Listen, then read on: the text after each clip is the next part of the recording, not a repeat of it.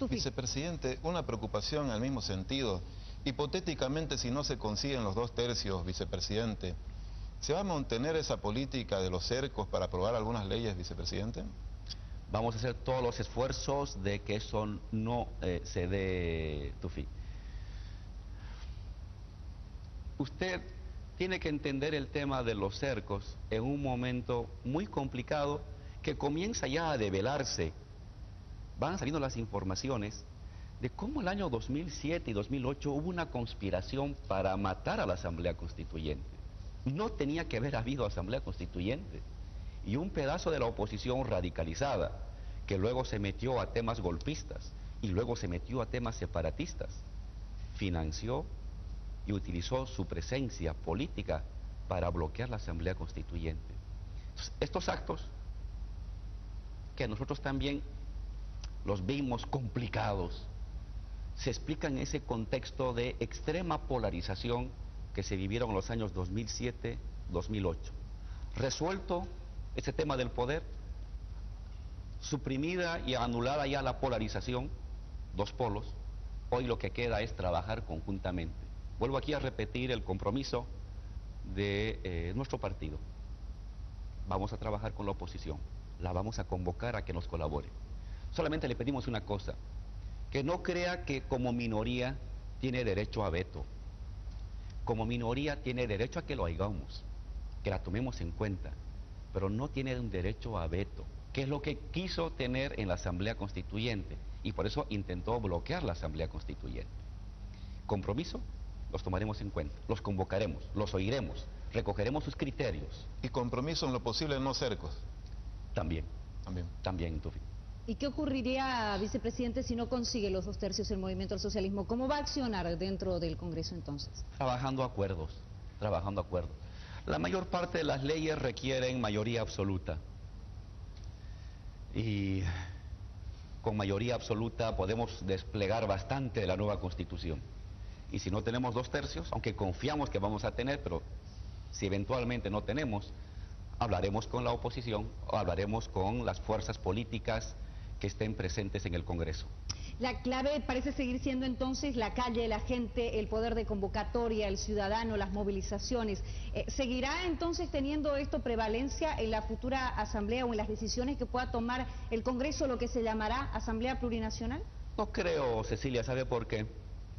Hay movilizaciones sociales extraparlamentarias cuando el Parlamento o el Congreso no logra expresar la voluntad social.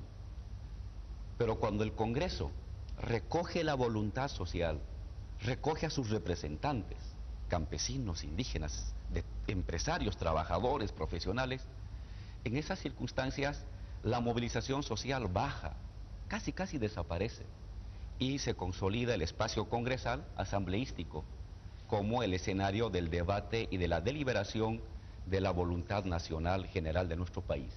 La otra polarización menor, esa de la cual se habló durante mucho tiempo, campo-ciudad, ciudad-campo, ¿es real o es ficticia? Hoy ya es ficticia. ¿No existe? Hoy ya no existe. Existía cuando teníamos un estado de minorías que había creado una especie de murallas medievales a la presencia de lo popular, de lo indígena y de lo campesino. Una de las grandes virtudes del presidente Evo, Cecilia, y por cuya acción eso lo coloca a él como un pivote histórico de la inclusión, es de que a partir del 2005 el Estado, que era de pocos, se amplía y se vuelve de muchos. Hay un proceso de democratización del Estado, de ampliación de la representación política, y eso le hace mucho bien a la democracia, y por lo tanto esos sectores que estaban antes por fuera de la muralla, ahora no hay murallas, ahora están dentro de la ciudad, ahora están dentro del poder, están dentro del Estado, y por lo tanto esa decisión campo-ciudad ha quedado anulada por un tipo de ciudadanía plural. ¿Esto significa desmontar la estructura anterior, destruir la estructura anterior? Por eso, por ejemplo, vemos el conflicto con el Poder Judicial en este momento.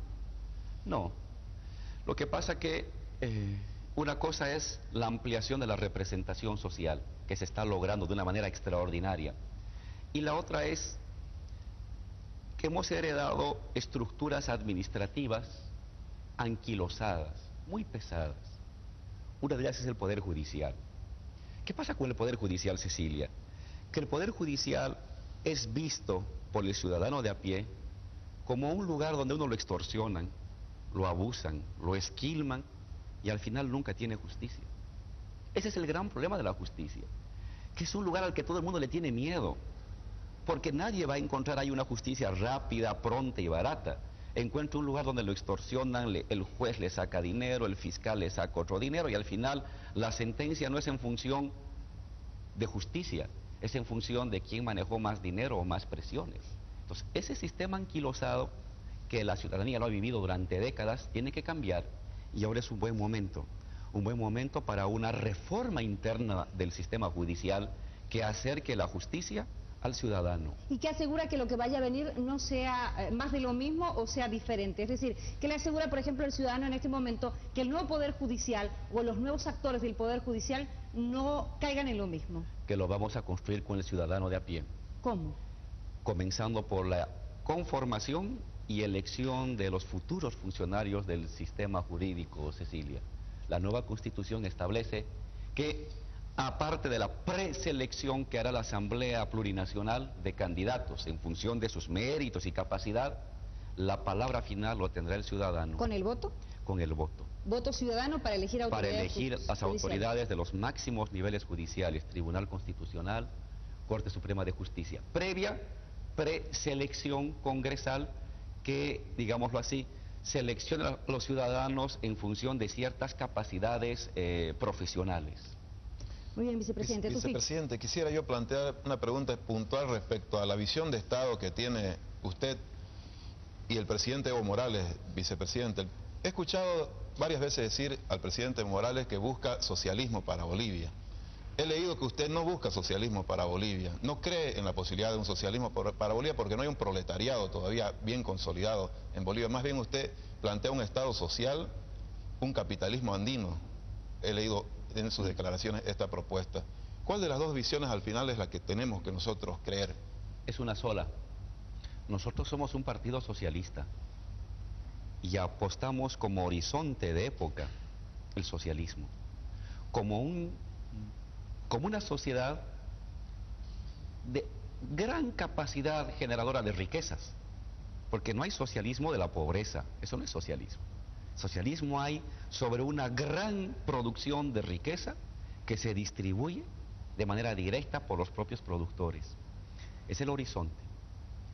La pregunta es, ¿cómo preparamos un escenario para ese largo horizonte, ¿no?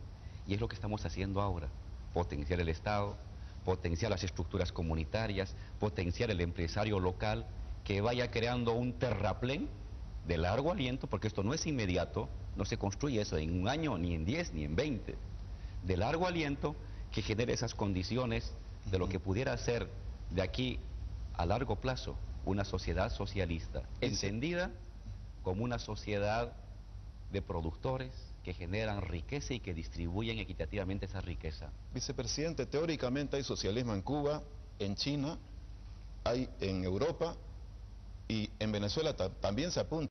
¿Cuál de los socialismos es el que usted preferiría dentro de estos países que le he nombrado? El que vamos a construir aquí con nuestra historia, nuestra experiencia y nuestras capacidades. ¿Será muy diferente al de Cuba, imitaremos al de China, al de nadie. Venezuela?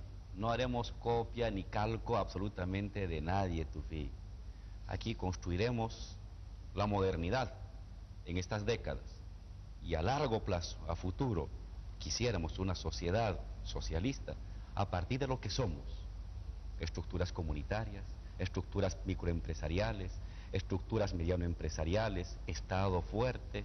Esas son nuestras potencialidades y con ello hay que pensar la conformación de nuestro propio horizonte socialista, Tufí. El Estado creció, vicepresidente, desde el 2005, que tenía, usted lo mencionó, 12% del tamaño de la economía en manos del Estado. Sí. Ahora que tiene 27%, usted lo ha mencionado. ¿Va a seguir creciendo el Estado? ¿Se van a estatizar otros sectores? Le menciono, por ejemplo, agua, luz, teléfonos. ¿Se van a estatizar estos sectores? No.